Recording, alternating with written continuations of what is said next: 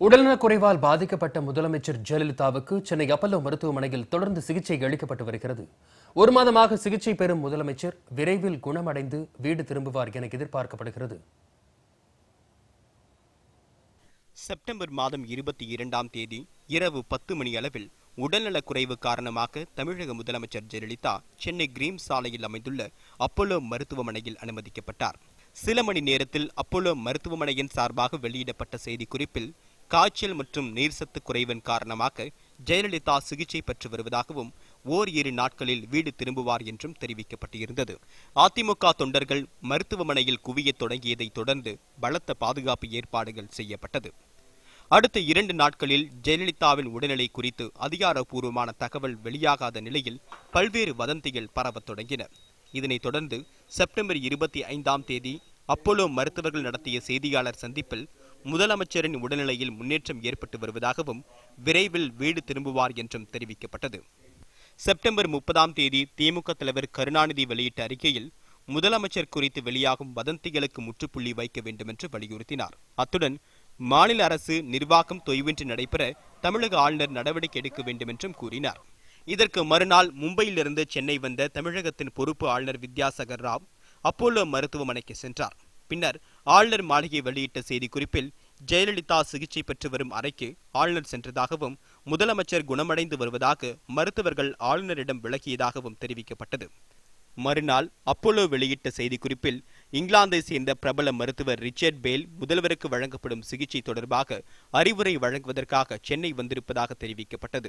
இந்நிலையில் அக்டோபர் 3ஆம் தேதி மாற்றுக் கட்சியை சேர்ந்த தலைவர் என்ற வகையில் முதல் முறையாக விடுதலை சிறுத்தைகள் கட்சியின் தலைவர் திருமாவளவன் முதல்வரின் நலன் விசாரிப்பதற்காக மருத்துவமனைக்கு சென்றார். அம்மா அவர்கள் மிக நலமுடன் இருக்கிறார், 2 நாட்களில் அவர் வீடு திரும்புவார் என்ற உறுதியை எனக்கு தந்தார்கள்.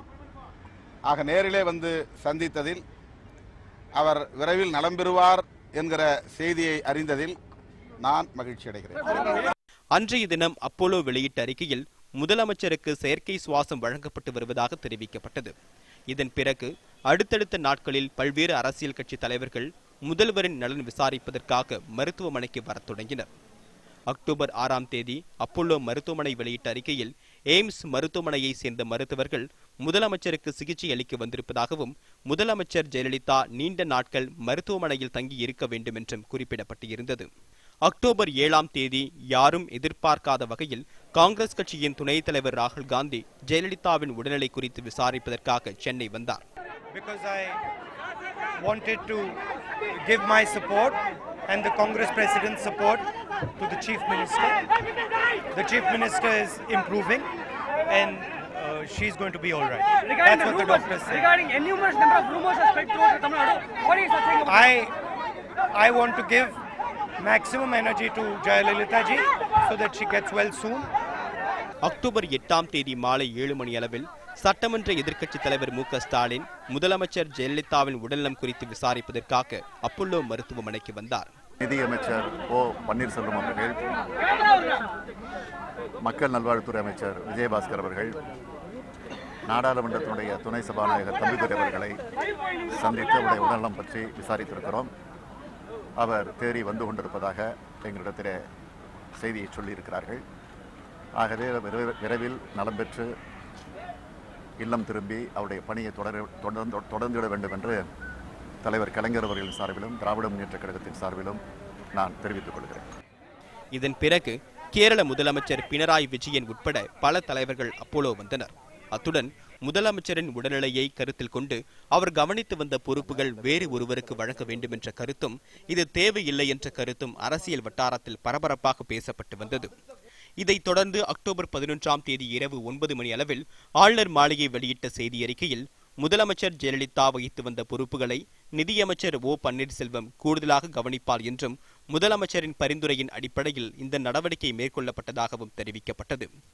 அக்டோபர் 12ஆம் தேதி பாரதிய ஜனதா தேசிய தலைவர் அமித்ஷா மற்றும் மத்திய நிதியமைச்சர் அருண் ஜேட்லி முதலமைச்சரின் உடல்நலம் குறித்து விசாரிப்பதற்காக அப்பல்லோ மருத்துவமனைக்கு வந்தனர்.